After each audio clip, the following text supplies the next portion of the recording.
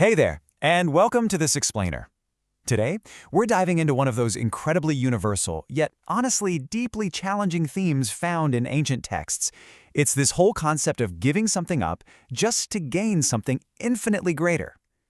Let's get right into it. We're kicking things off by confronting what has to be one of the absolute most startling statements in the Gospel of Matthew. It's a line that really demands your full attention. Listen to this. Whoever finds his life will lose it, and whoever loses his life for my sake will find it. I mean, at first glance, that just sounds like a total riddle, right? It completely flips our basic human survival instinct upside down. That instinct that tells us to cling to our lives, our stuff, and our comforts as tightly as humanly possible. And that brings us straight to the core question for today's explainer. How on earth can losing something be the literal only way to find it? Keep that paradox tucked in the back of your mind as we go, because it's the vital thread tying everything together today. We're going to unravel this mystery by looking at three distinct historical accounts, ranging from hands-on physical hospitality all the way to profound spiritual transformation. Section 1. The Ultimate Life Paradox. To really grasp this, we need to look at the pretty stringent conditions for loyalty laid out in Matthew. The author isn't just handing down some gentle philosophy here. He's presenting the ultimate life paradox, placing massive demands on anyone choosing to be a disciple. On one side, you have the ultimate symbol of earthly security, family. The text says that loving your father, mother, son, or daughter more than Jesus makes you unworthy of him. Now, to prioritize anything above family back then? Unthinkable. Then, on the other side, the alternative is taking up the cross. And, this isn't just some metaphor for facing everyday hardship. In its original context, it meant willingly walking toward the ultimate sacrifice. So the text is forcing this monumental choice: stick with comfortable earthly ties or take a radically difficult path of surrender. Moving right along to Section 2, Hospitality and Unexpected Rewards.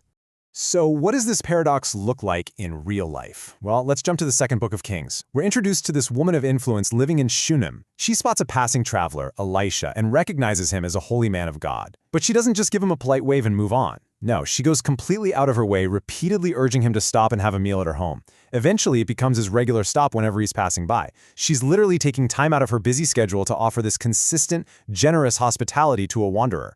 And then she takes it even further. She talks to her husband and decides to physically sacrifice her own space and resources. She sets up this small room on the roof specifically for Elisha, and she furnishes it with exactly what an exhausted traveler would need: a bed, a table, a chair, and a lamp. Think about that for a second. She is giving up a piece of her own life, her property, her time, her wealth, with absolutely zero expectation of a payback. She's ditching her own comfort purely for the sake of someone else. Fast forward a bit. Elisha is staying in this exact room, and he turns to his servant, Gehazi, and asks how they could possibly repay this woman's incredible, selfless generosity. Gehazi points out a really deep personal sorrow in her life. He says she has no son, and her husband is getting on in years. Now, in that cultural context, not having an heir, that was a massive source of grief and insecurity for the future. And right here is where that core paradox we started with just brilliantly lights up. Elisha calls her to the door and makes this jaw-dropping promise. This time next year, you will be fondling a baby son.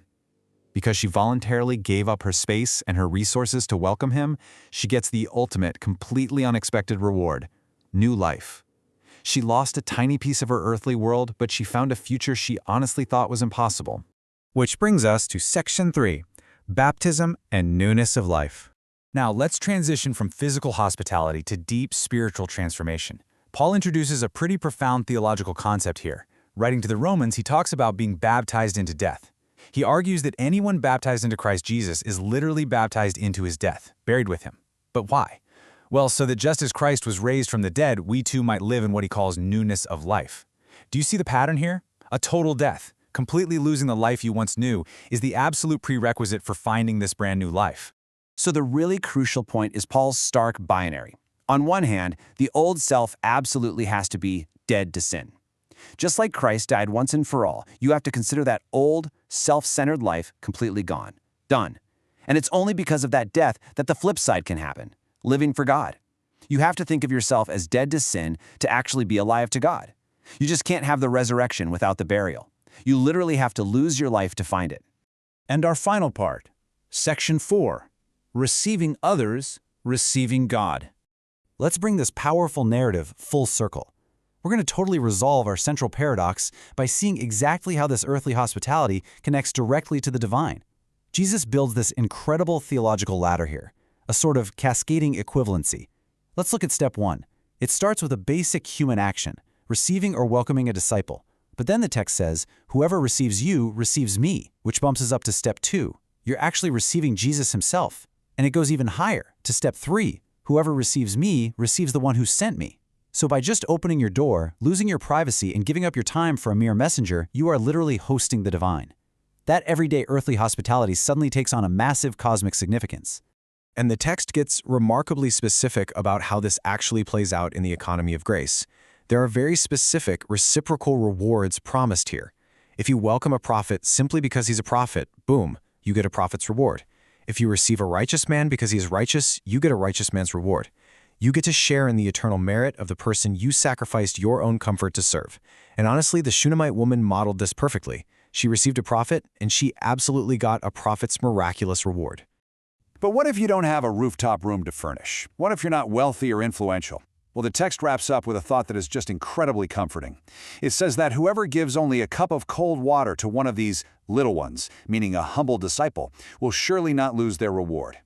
Even the absolute smallest, most seemingly insignificant act of giving something away carries profound eternal weight. It's really not about the size of the sacrifice at all. It's about the posture of your heart. We've seen how losing your life, giving up your comfort, or burying your old self is actually the very mechanism for gaining new life. The ancient texts are completely unanimous on this point. So I'm going to leave you with this. How will you offer your own cup of water today?